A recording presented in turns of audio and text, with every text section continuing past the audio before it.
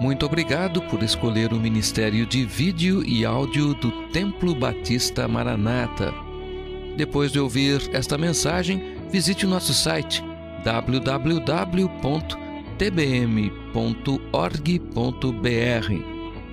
A nossa igreja oferece discipulado cristão, instituto bíblico e muitas oportunidades para o seu crescimento espiritual. Que Deus o abençoe. Maranata, ora vem, Senhor Jesus.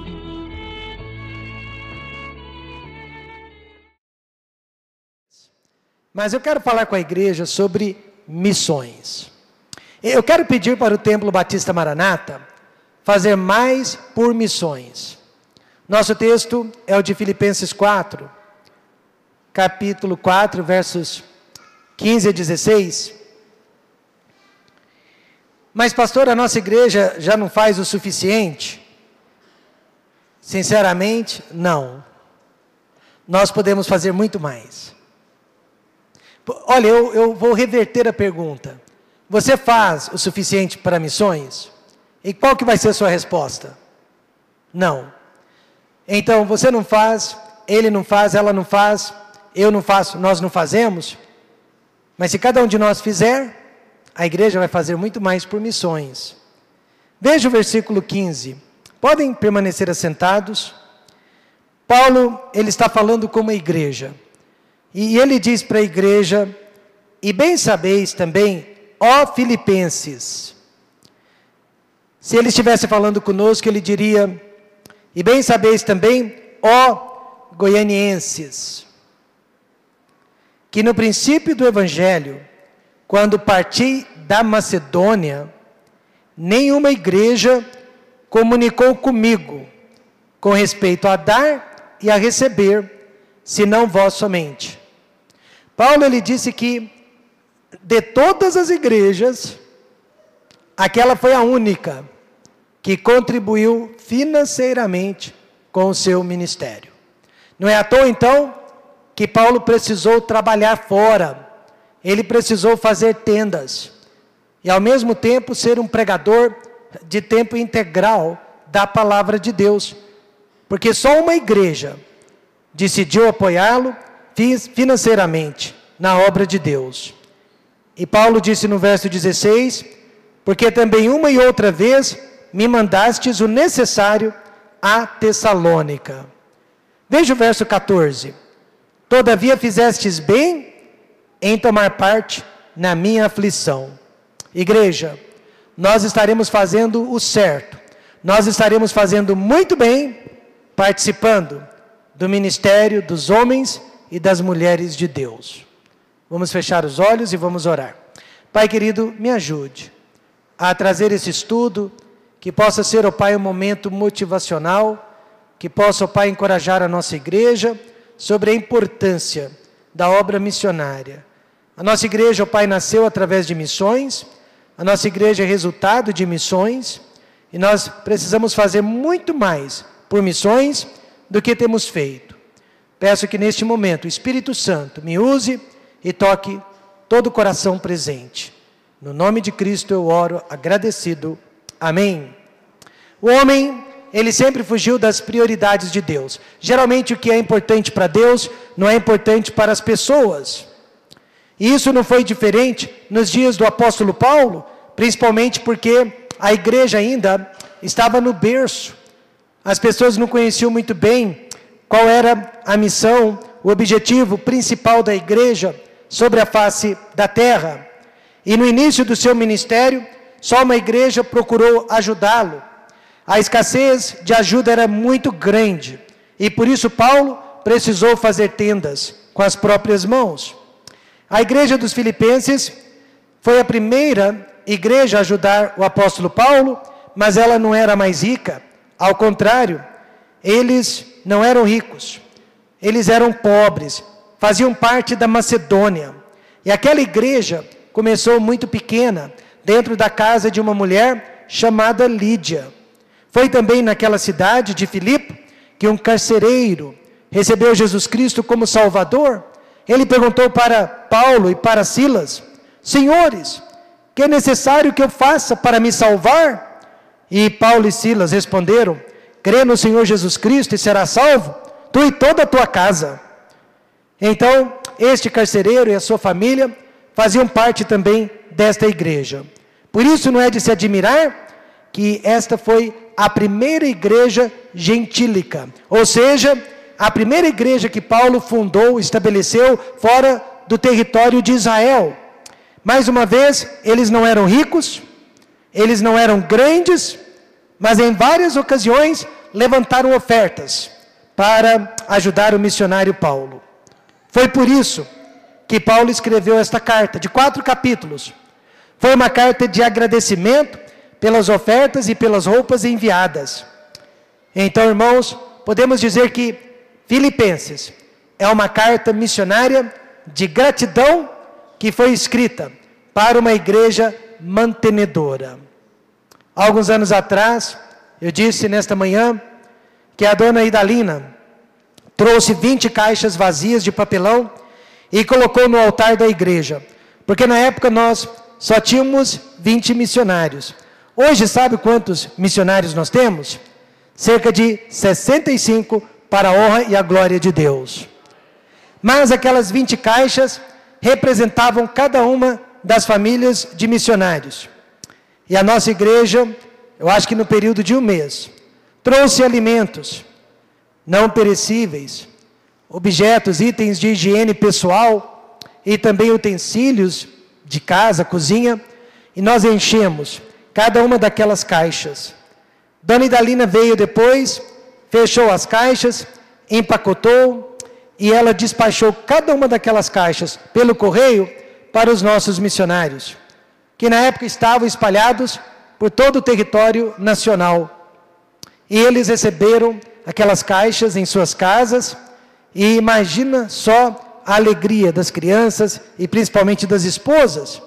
E a nossa igreja recebeu várias cartas de agradecimento pelas caixas que foram enviadas.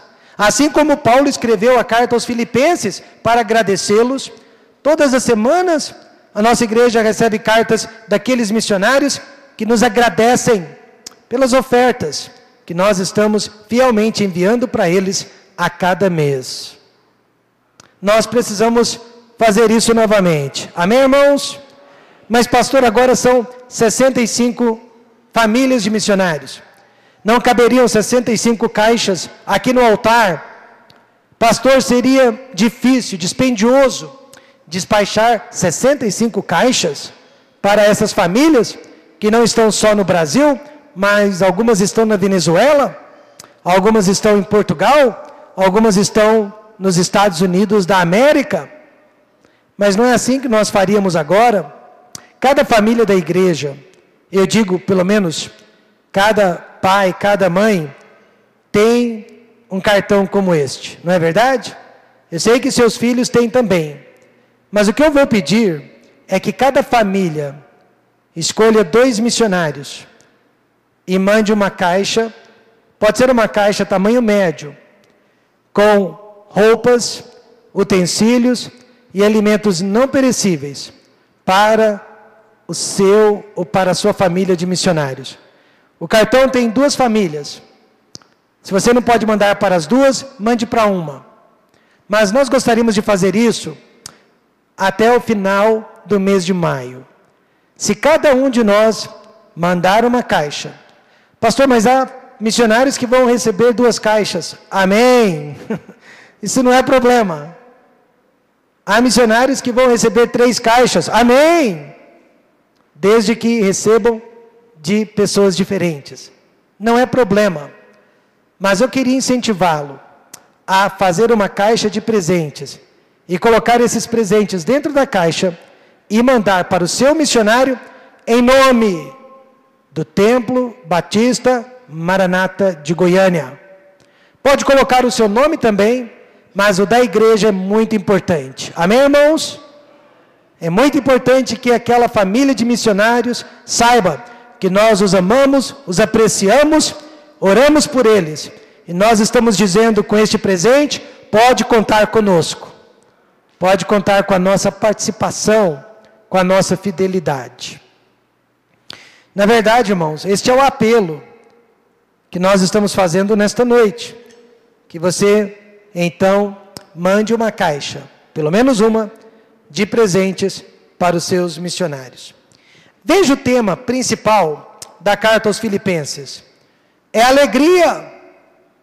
Jesus disse, Paulo repetiu, mais bem-aventurada coisa é dar do que? Quando nós damos, quando nós contribuímos, nós nos sentimos muito mais felizes, muito mais alegres do que quando nós só recebemos. Veja o capítulo 4, verso 4. Regozijai-vos sempre no Senhor. Outra vez digo, regozijai-vos. E essa exortação, regozijai-vos sempre, aparece pelo menos 16 vezes nesta carta. Portanto, uma igreja missionária é uma igreja alegre, é uma igreja feliz. Você entra dentro de uma igreja missionária, uma igreja que ganha almas, uma igreja que envia missionários, uma igreja que evangeliza, e você encontra pessoas alegres, você encontra pessoas felizes. O mesmo acontece dentro da casa. Você entra dentro de uma casa onde o pai, a mãe, os filhos amam as pessoas, amam as almas, e você encontra uma família feliz. Porque, irmãos, fazer a vontade de Deus produz alegria e felicidade na vida do ser humano. E nada alegra mais a Deus que quando nós nos importamos com as almas que Ele criou. Mas há um ponto triste nesta carta, no verso 15.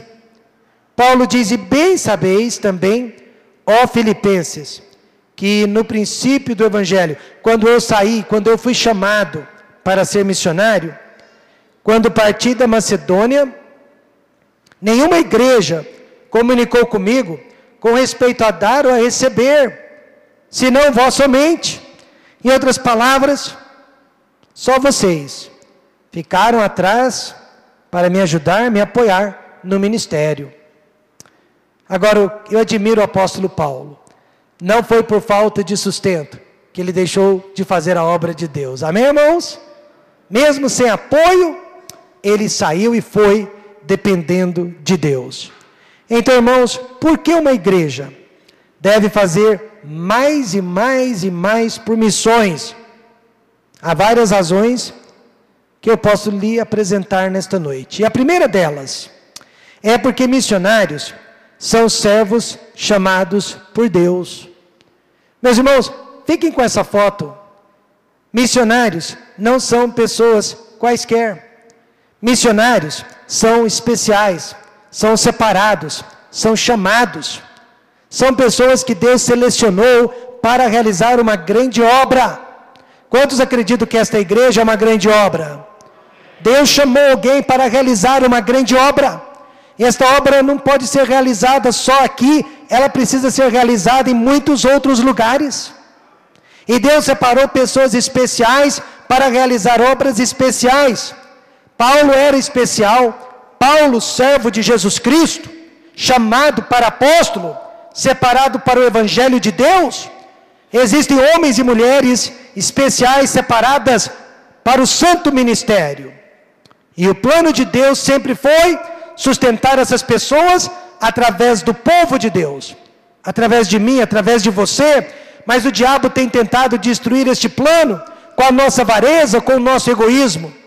Há famílias, eu conheço, que deixam de vir à igreja no mês de agosto, porque elas não suportam ouvir falar de mordomia cristã, não suportam ouvir falar de contribuição, de dízimos, muito menos de promessa de fé. Alguém já passou por mim e disse, eu não venho à igreja durante o mês de missões, porque eu não suporto ouvir falar de dinheiro.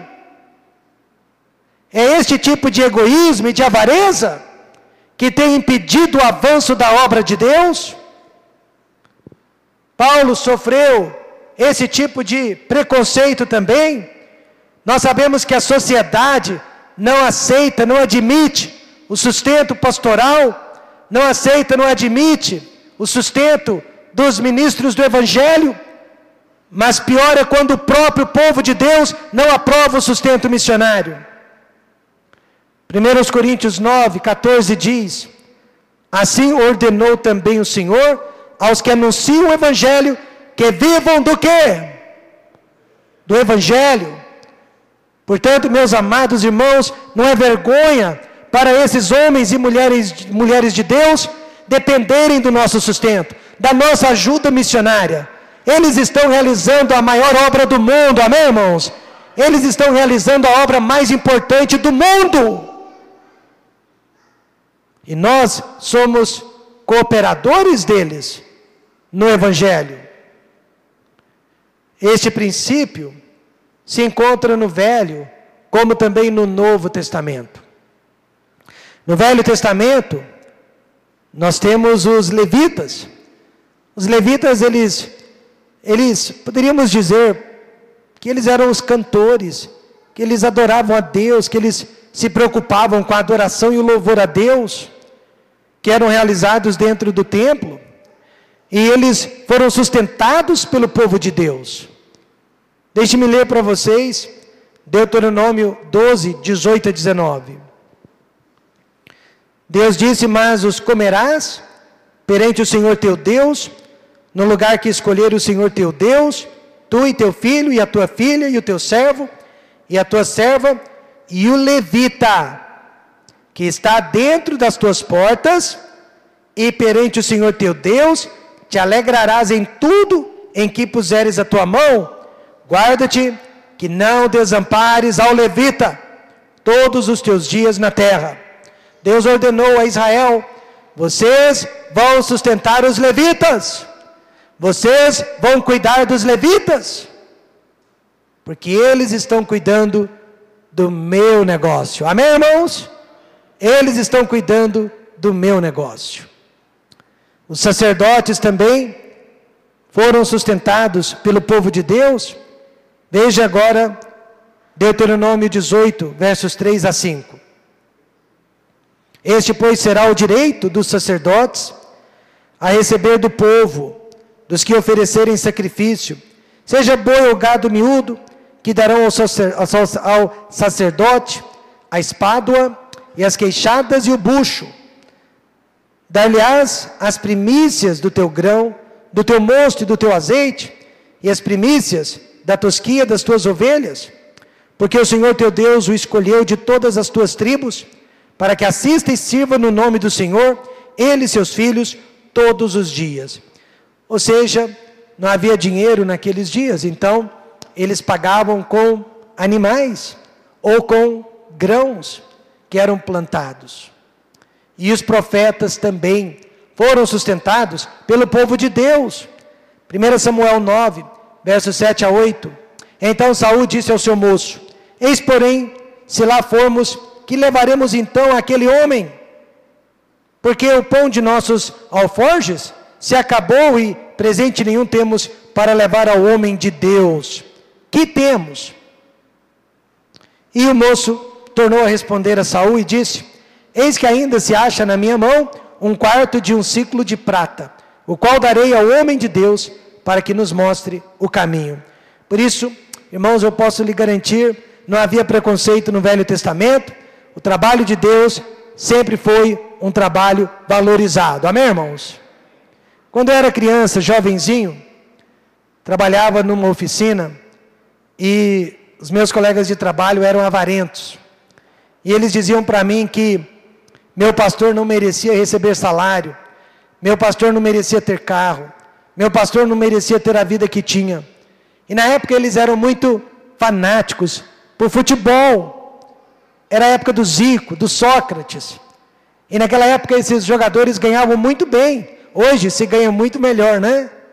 E eu perguntei para eles: vocês acham justo o Zico, Sócrates, ganharem milhares e milhares de dólares, digamos assim, só porque eles ficam correndo atrás de uma bola? O que é mais importante, correr atrás de uma bola ou correr atrás de uma alma? Amém, irmãos? Mas não adianta discutir com esse mundo. É avarento, não valoriza a obra de Deus. E no Novo Testamento?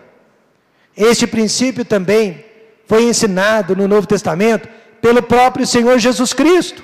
Falou muito mais sobre finanças, muito mais sobre dinheiro, do que sobre qualquer outro assunto. Não é interessante isso? E ele disse em Mateus 10, 10, nem alforjes para o caminho, nem 2 túnicas, nem alparcas, nem bordão. Vocês não precisam levar nada disso, sabe por quê? Porque digno é o operário do seu alimento. Ou seja, as pessoas para quem vocês estarão ministrando, tomarão conta de suas necessidades. E este princípio foi ensinado pelo apóstolo Paulo também. Em Romanos 15, 27, ele disse: isto lhes pareceu bem, como devedores que são para com eles. Porque se os gentios foram participantes dos seus bens espirituais, devem também ministrar-lhes os temporais. Paulo estava dizendo: olha, uma vez a igreja de Jerusalém, os judeus abençoaram os gentios, agora é a vez dos gentios abençoarem os judeus. Porque vocês são resultados do ministério deles, do trabalho deles. Aplicando, nós do Templo Batista Maranata, tudo que temos e tudo que somos é resultado de missões. Então agora nós devemos fazer por outros o que outros fizeram por nós. Essa é a lição, é a aplicação de Paulo. E este princípio foi praticado pelas igrejas da Macedônia. Deixe-me dizer-lhes, eram as igrejas mais pobres do ministério do apóstolo Paulo, e no entanto eram as mais generosas. E a minha experiência como missionário é que as igrejas mais pobres são sempre as mais generosas. Aliás, os mais pobres também dentro da igreja são mais generosos.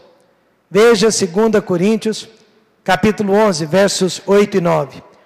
Outras igrejas despojei eu para vos servir, recebendo delas salário. Paulo disse: olha, eu recebi de outras igrejas, eu fui pesado a outras igrejas para trabalhar por vocês. E quando estava presente convosco e tinha necessidade, a ninguém fui pesado, porque os irmãos que vieram da Macedônia supriram a minha necessidade, e em tudo me guardei de vos ser pesado, e ainda me guardarei. E eu quero que você entenda este versículo, porque isso acontece conosco em Goiânia. Pastor Rômulo, ele recebe salário de outras igrejas, ele não recebe salário desta igreja, ele não é pesado para esta igreja, ele é ajudado por outras igrejas para servir esta igreja. Quantos estão entendendo isso? Então agora esta igreja precisa fazer por outros o que outros têm feito por esta igreja. Eu não conheço nenhuma igreja que deveria ser mais missionária, mais generosa que a nossa igreja. Porque talvez não conheça nenhuma outra igreja que tenha sido mais beneficiada por missões que a nossa igreja. Por isso que avareza, egoísmo, não tem lugar aqui, amém, irmãos? Porque nós conhecemos muito bem o valor da gratidão. E finalmente, este princípio foi praticado pela igreja em Filipe. Filipenses 4, 14 a 16. Paulo disse: todavia fizestes bem em tomar parte na minha aflição. E bem sabeis também, ó Filipenses, que no princípio do Evangelho, quando parti da Macedônia, nenhuma igreja comunicou comigo com respeito a dar e a receber, senão vós somente. Porque também uma e outra vez me mandastes o necessário a Tessalônica. Por último, eu quero mostrar, o princípio é o mesmo para a nossa igreja. Ali vocês estão vendo a foto dos avós da minha esposa, missionário Rafael e Catarina McCoy. Foram missionários por mais de 55 anos no país do México. Eles iniciaram na Costa Rica.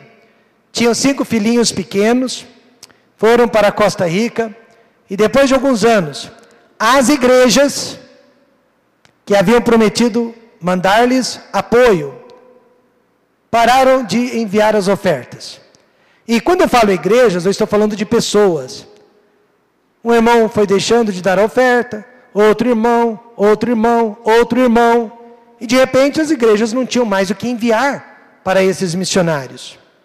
E no desespero, o avô da minha esposa mandou uma carta para um pastor nos Estados Unidos, dizendo que eles estavam passando muitas necessidades. Não tinham dinheiro nem para comprar uma maçã. O pastor nos Estados Unidos, vivendo do bem e do melhor, ao invés de se sensibilizar, mandou uma carta de volta, dizendo: agradeça a Deus que pelo menos você ainda tem nariz para cheirar as maçãs. Muita gente, até dentro das igrejas, tem essa mentalidade, tem essa capacidade de ser egoísta, de ser avarento, para com os homens e mulheres de Deus. Muitos têm essa capacidade de ignorar o sustento missionário, as necessidades missionárias.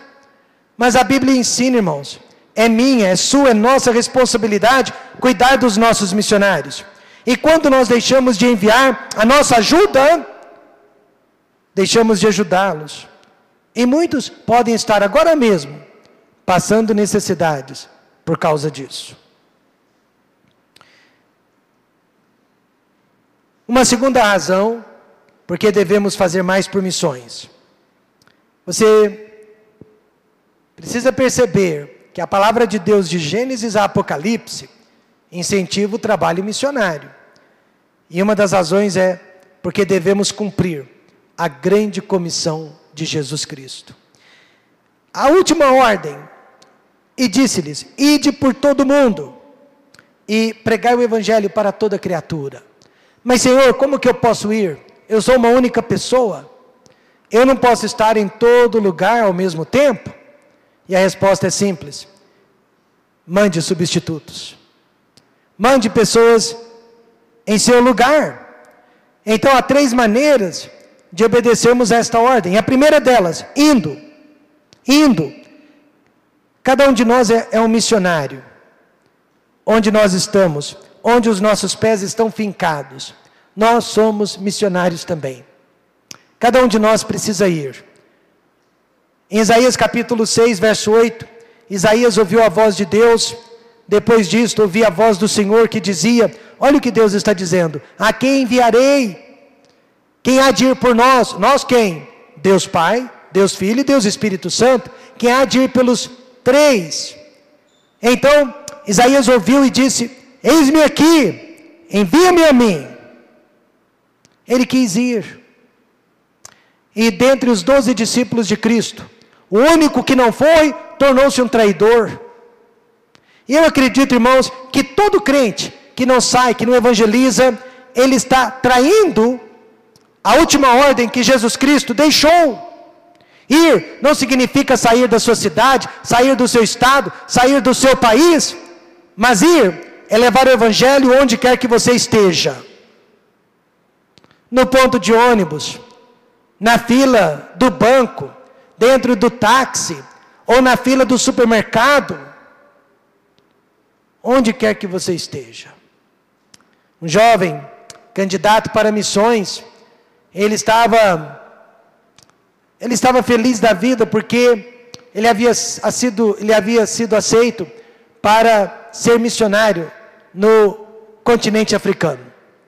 E ele foi para o pastor D.L. Moody, o evangelista D.L. Moody, e entusiasticamente contou os seus planos de ser missionário entre os pagãos da África. No entanto, D.L. Moody lhe fez uma pergunta bastante essencial: jovem, quantas almas você já ganhou para Cristo aqui na sua própria cidade? O jovem pensou por um instante sobre a pergunta e honestamente respondeu: nenhuma. Ora, ele não estava indo nem na sua própria cidade, como poderia ir agora para um outro continente? Eu nunca me esqueço, alguns anos atrás nós tínhamos aqui 4 jovens novos convertidos, mas eles estavam radiantes por Cristo. 4 novos convertidos, mal sabiam abrir a Bíblia. Aí um deles me procurou e disse: pastor Rômulo, nós vamos nos reunir toda quinta-feira para estudarmos a Bíblia juntos. Eu pensei na hora, 4 novos convertidos, o que será que vai sair desses estudos? Ninguém experiente entre eles, ninguém com mais conhecimento. Só que ele foi infeliz de me perguntar: o que o senhor acha disso?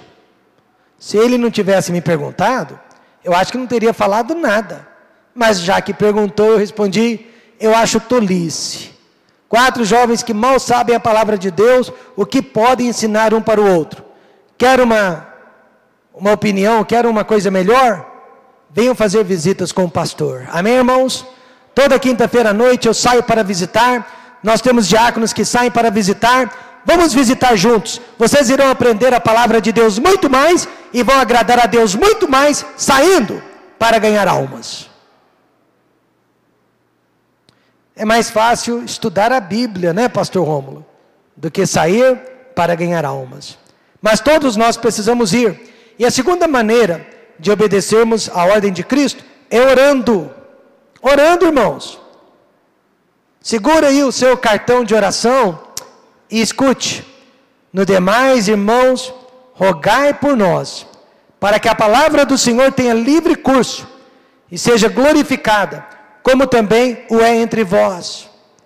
Quantas e quantas vezes eu estou numa outra igreja, num domingo à noite, pensando em vocês, lembrando de vocês, pensando no nosso coral, pensando no nosso cântico congregacional. E eu estou numa igreja morta, eu estou numa igreja sem vida, eu estou numa igreja sem alegria, e eu penso em vocês.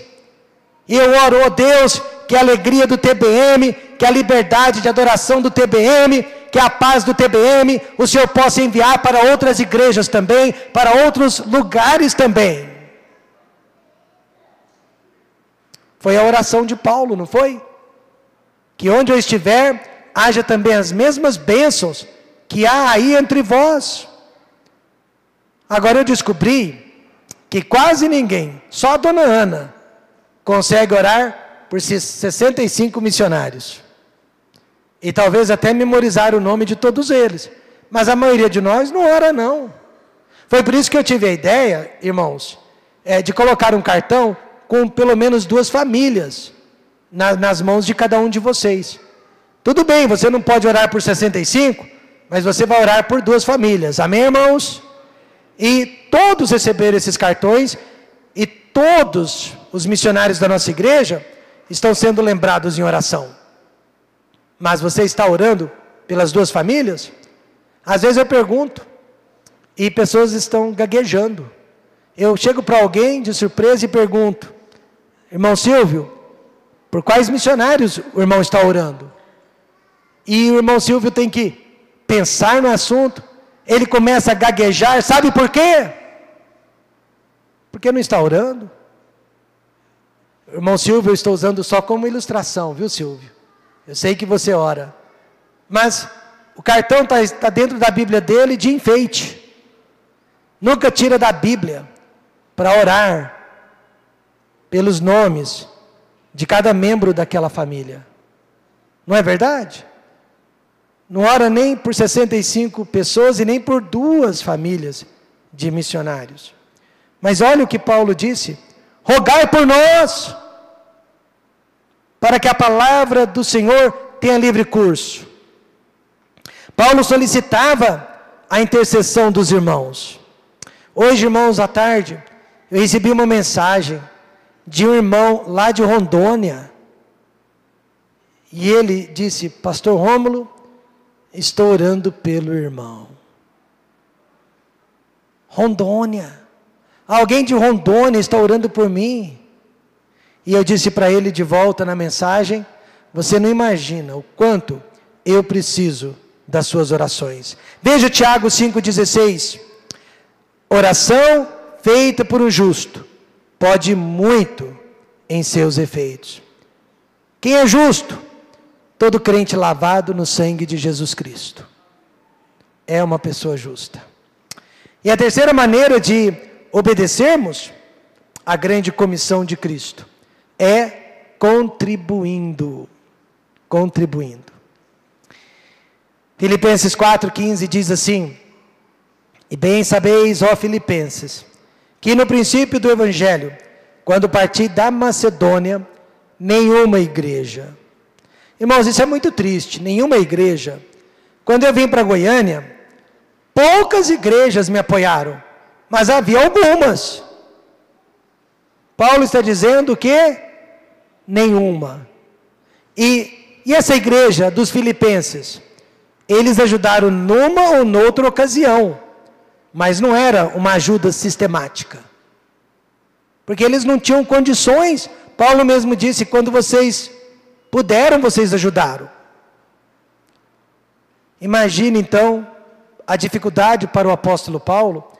E agora ele diz: nenhuma igreja comunicou comigo com respeito a dar e a receber, senão vós somente. E a situação não mudou muito, né, nos dias de hoje. Eu fico assim, perplexo com as coisas que acontecem. Você já passou pelo martelo pendurado ali na entrada da igreja? Está tudo em inglês, né? Mas o homem da foto, ele havia comprado um martelo. E ele comprou o martelo pensando que iria viajar para o Brasil e nos ajudar na construção desta igreja. Alguns irmãos da igreja dele vieram para nos ajudar na fundação. E ele todo eufórico: vou viajar com a minha igreja. E de repente descobre que estava com um tumor, câncer no cérebro. Não durou 3 meses e ele morreu. A esposa e os filhos ficaram muito tristes, consternados, e me mandaram aquele martelo. E disseram: pastor Rômulo, guarde este martelo. Esse martelo foi comprado para vocês. Foi comprado para o Templo Batista Maranata de Goiânia. E nós acabamos de fazer a leitura do testamento do nosso marido, do nosso pai, e nós estamos mandando o dízimo do dinheiro que ele nos deixou para vocês. E aquela igreja veio, né, sem aquele irmão, e passaram uma semana nos ajudando na construção desta igreja. E eu prometi que iria pendurar aquele martelo, e que nós jamais o tiraríamos da nossa parede, para nos lembrar o que significa contribuição. O que significa contribuição? Mas a nossa igreja se esquece dessas coisas. O tempo passa, as coisas mudam, né? E nós esquecemos de onde viemos. E como que chegamos até aqui? Foi por causa da ajuda dos outros. Pessoas me agradecem por toda a ajuda que receberam de mim. E eu digo: não foi de mim não. Foi das igrejas que me enviaram. Eu fui só um canal. Amém, irmãos? O dinheiro não era meu, o dinheiro não é meu. Alguém me deu aquele dinheiro para abençoar a vida dos irmãos. A gente esquece. E aí, esquecendo, né, do que fizeram por nós, esquecemos de orar por eles, esquecemos de contribuir com a promessa de fé para missões. Um homem de certa posse vivia numa casa de um cômodo só. Eu li sobre isso, irmãos. E ele preparava a sua própria comida para não frequentar o restaurante. No entanto, ele dava cerca de $500 mil por ano para missões. Só para missões, fora o que ele dava de dízimos. Era um norte-americano.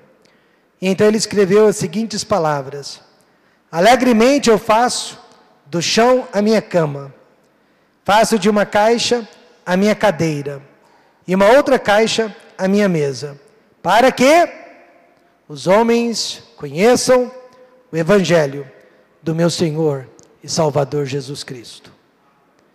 Essa história mostra o sacrifício que este homem fez para contribuir com a pregação do Evangelho. Irmãos, eu contribuo com missões desde os meus 12 aninhos de idade. Eu trabalhei, né, com 12 anos de idade, já recebi o meu salário, já tirava o meu dízimo e a minha promessa de fé para missões. Mas eu era tão pobre. Um dia eu vou contar o meu testemunho para vocês.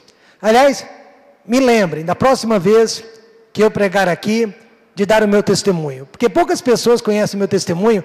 Eu comecei a contar o meu testemunho outro dia, a dona Marta quase chorou. Ela quase chorou. Mas o meu testemunho é longo, é comprido. Mas eu era muito pobre. E sabe o que eu fazia? Eu saía do trabalho, já ia direto para o banco. E depositava minha oferta na conta da igreja. Por quê? Porque se eu ficasse mais 2 ou 3 dias com aquele dinheiro no bolso, não ia sobrar dinheiro para a obra de Deus. E eu tinha que me disciplinar. Amém, irmãos? Eu tinha que me forçar para não usar o dinheiro de Deus para outras coisas. Contribuição é uma coisa muito séria. Uma terceira razão por que devemos fazer mais por missões. Olha, eu ainda tenho mais 3 outras razões aqui, talvez termine às 9 horas, mas se tiver difícil, pare de falar amém, que é um sinal de que eu tenho que parar, tá bom? Mas se ficar falando amém, eu vou até o fim. A terceira razão é porque missões agrada a Deus. E eu quero fazer as coisas que agradam a Deus. Quantos aqui querem agradar a Deus? Participe de missões. Ore pelos seus missionários. Ame-os. Veja só o versículo de Hebreus 13:16. E não vos esqueçais da beneficência e comunicação, porque com tais sacrifícios Deus se agrada. E eu quero explicar o que essa palavra comunicação significa no grego. É a palavra koinonia. Você viu lá? Koinonia, várias pessoas de mãos dadas. Perceberam o que é koinonia? Koinonia, irmãos, é comunhão, é participação, é contribuição, é confraternização.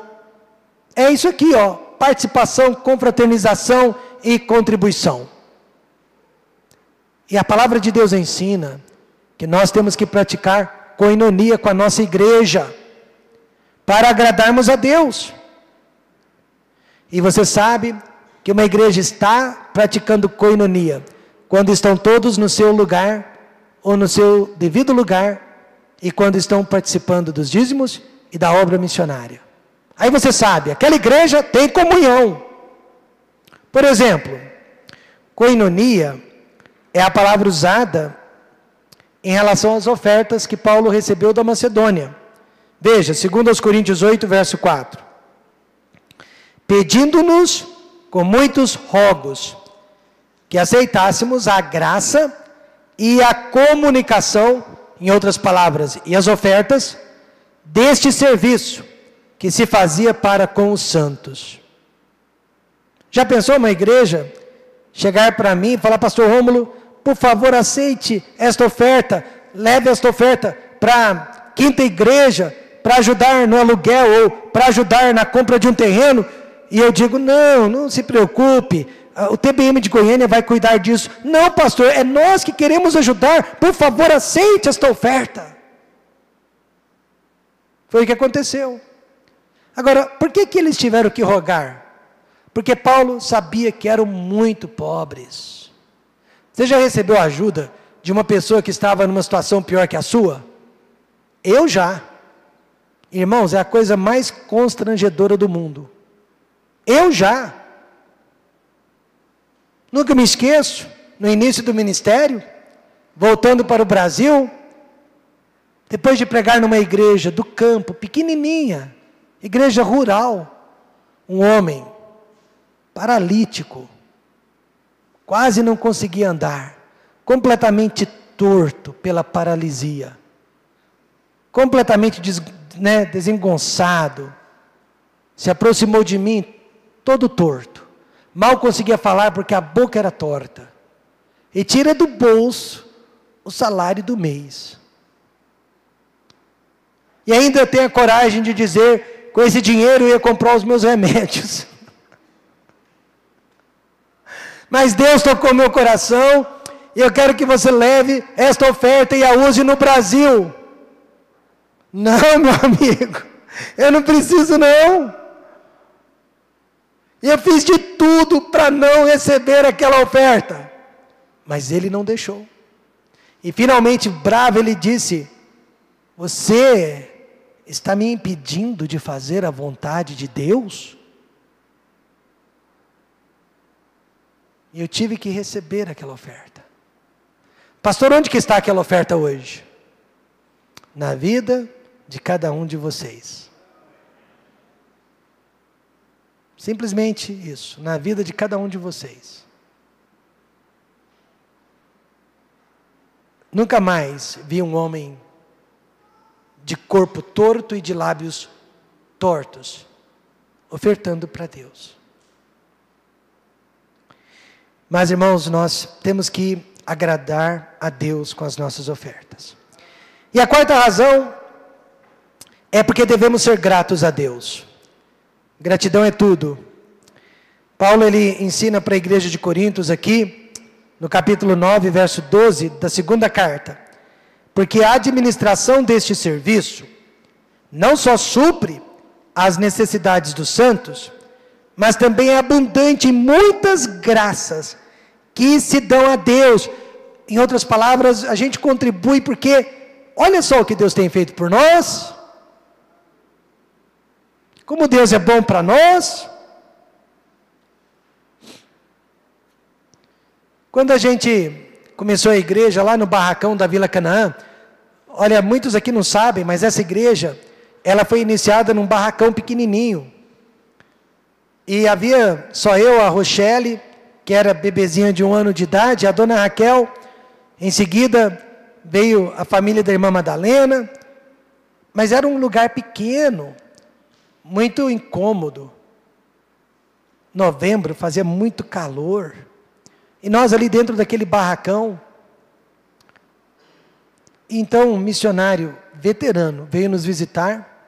E ele viu a foto de 2 missionários na parede. Ele disse: vocês nem uma igreja ainda e já estão sustentando missionários? Eu falei: claro que sim. Eu dou o dízimo, tem um outro irmão, outra irmã que dá o dízimo, e a gente reparte aí as ofertas e envia para os missionários. Ele pegou e me disse: olha, você está errado. Você deveria usar a promessa de fé para juntar dinheiro e comprar um terreno. Porque vocês vão precisar de um terreno para construir a igreja um dia. E depois, você usa o dinheiro da promessa de fé para construir a igreja. E só depois é que você ensina missões para o povo. Eu era jovenzinho, 28, 29 anos de idade. O veterano já tinha mais de 50 anos. Eu disse para ele: não, senhor. Não, senhor, por quê? Porque terreno pode esperar, construção pode esperar, mas aos olhos de Deus a salvação de almas nunca pode esperar. Hoje é o dia da salvação, amém, irmãos? A palavra de Deus diz: mas buscai primeiro o reino de Deus e a sua justiça, e todas as outras coisas vos serão acrescentadas. Eu disse para ele: um dia, na hora certa, Deus vai nos dar o terreno, Deus vai nos dar a igreja. 21 anos depois, nós temos esta igreja e nós já fundamos mais 3 outras igrejas para a glória de Deus. Uma escola cristã para a educação formal de crianças. Deus nos deu programas de rádio. Estamos fundando a 5ª igreja. Isso vale também para a vida pessoal das pessoas. Pastor, eu quero ser médico, eu quero ser advogado, eu quero ser radialista, eu quero ser isso, eu quero ser aquilo. Coloque Deus em primeiro lugar e Deus vai abençoar as suas veredas. Coloque os seus sonhos na frente de Deus e você não sabe como será o dia de amanhã.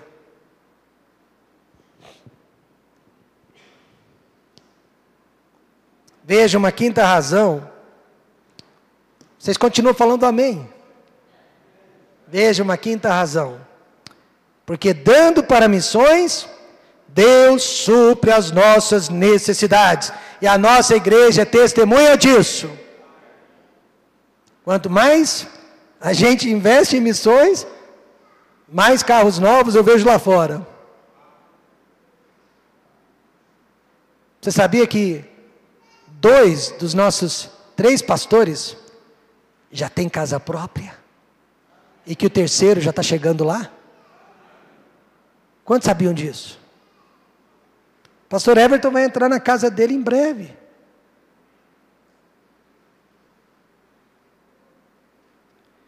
O meu Deus, segundo as suas riquezas, suprirá todas as vossas necessidades em glória por Cristo Jesus. Quantos acreditam nisso? Eu acredito. Eu acredito. Não vai chorar não, dona Marta. Mas quando eu era novo convertido, 12 anos de idade, certa noite eu estava comendo arroz com farinha. Não tinha outra mistura. E um vizinho entrou na minha casa, um menino 2 anos mais velho que eu. E ele entrou na minha casa e me viu comendo só aquilo.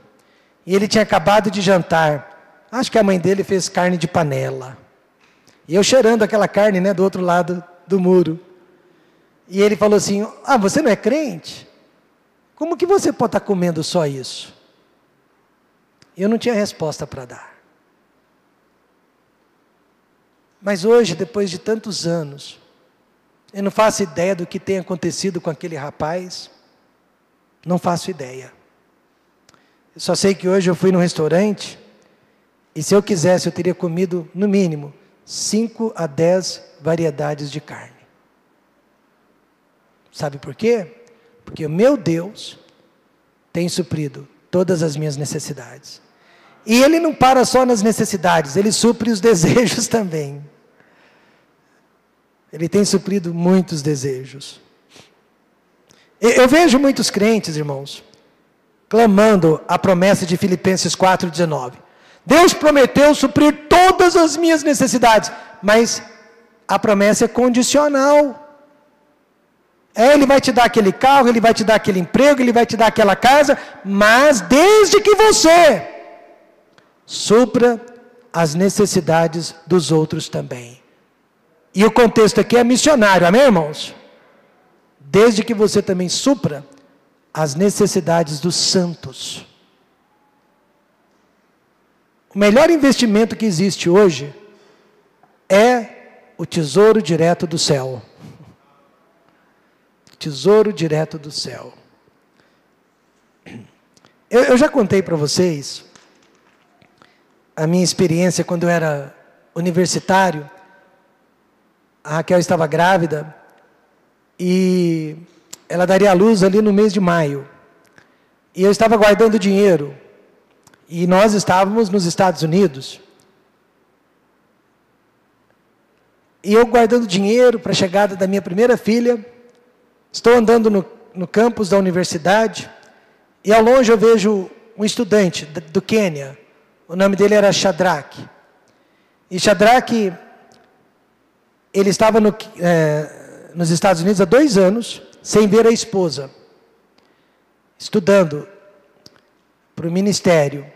E eu vi que ele estava triste. Eu perguntei: o que aconteceu, Shadrach? Porque ele sempre tinha um sorriso colinos, né, nos lábios. E naquele dia ele não sorriu para mim. Eu perguntei: qual que é o seu problema? Na hora eu pensei: por que eu fui perguntar, né? E ele disse: Rômulo, eu não vejo a minha esposa há 2 anos. E quando eu cheguei nos Estados Unidos, eu soube que ela estava grávida. E eu não conheço o meu bebê. Eu não conheço o meu filho. Eu queria tanto voltar para o Quênia nessas férias. Ficar lá 2, 3 meses. Com a minha família, evangelizando o meu povo. Mas faltam $500 para completar o preço da minha passagem. Tudo bem, Shadrach, eu vou orar por você, meu irmão. Fique tranquilo, Deus supre. Fui para casa, esqueci o assunto. Fui dormir, acordei no meio da noite. Não conseguia dormir. Ué, o que será que está acontecendo? Aí eu me lembrei, né, da promessa que eu havia feito para o Shadrach, que eu iria orar por ele. Ah, é isso? Fácil. Ajoelhei e me orei. Ô Senhor, Mande os $500 para o Shadraque. O que são $500 para o senhor? E naquela hora, né? Deus falou no meu coração. Eu já mandei. Cedinho você vai dar $500 para ele. Você mesmo pode dar os $500. Não, Senhor, eu não. Eu estou guardando dinheiro para a chegada da minha primeira filha. Mas não teve jeito. Na manhã seguinte, comentei com a minha esposa, ela concordou prontamente. E eu tirei o dinheiro do banco e mandei para ele anonimamente. Ele nunca soube quem mandou aquele dinheiro para ele. Mandei $500. Naquele mesmo dia, eu vi no campus, sorridente. Rômulo, não precisa mais orar. Deus já me mandou o que faltava. Glória a Deus, Shadraque, parabéns. Ele foi para o Quênia, voltou 2 meses depois, 3 meses. Mostrou a foto do filhinho e me disse que dezenas e dezenas de quenianos foram salvos durante aquele período. Como se não bastasse, eu fui visitar uma igreja no Alasca. E a igreja me deu uma oferta 3 vezes maior que a oferta que eu dei para o Shadraque. E quando a minha filha nasceu, eu tinha mais dinheiro para recebê-la do que quando eu dei a oferta para o Shadraque. Deus supre todas as nossas necessidades. Essa é uma das razões. E a 6ª razão, porque ajuntamos tesouros no céu. Jesus disse em Mateus 6, 19 a 20, não ajunteis tesouros na terra, onde a traça e a ferrugem tudo consomem. Bom, corrupção também, né? Nós temos visto. E onde os ladrões minam e roubam, está aqui a corrupção. Mas ajuntai tesouros no céu, onde nem a traça nem a ferrugem consomem, e onde os ladrões não minam e nem roubam. Traduzindo, quem investiu na Bolsa de Valores perdeu dinheiro, quem investiu na Petrobras perdeu dinheiro, mas quem tem investido em missões está guardando tesouros no céu. Veja Lucas 16, verso 9. E eu vos digo, granjeai amigos com as riquezas da injustiça, para que quando estas vos faltarem, vos recebam eles nos tabernáculos eternos. Um dia o dinheiro vai nos faltar, mas se fizermos amigos, através do Evangelho, eles vão nos receber no céu. Alguém disse, dando para Deus, é o mesmo que transportar os seus pertences para o andar de cima. Dando para Deus é o mesmo que transportar os seus bens para o andar de cima. Um dia, um português, evangelizado pelo missionário Jovito. Quem aqui está orando pelo Jovito? Ninguém está orando pelo Jovito? Pastor Fabiano tem cartões do Jovito? Deve ser alguém que está viajando então. Lá em cima, desculpe, é você, Samuel? Um dia, Samuel, alguém vai chegar para você lá no céu, vai puxar a sua roupa branca e vai dizer, Samuel, obrigado. E Samuel vai perguntar, obrigado pelo quê? E vai ser um português. E ele vai dizer, obrigado por ter enviado o pastor Jovito para Portugal. E através dele, eu recebi Jesus Cristo como Salvador. É exatamente isso, irmãos, que Jesus está ensinando. Granjeai amigos, para que eles vos recebam no céu.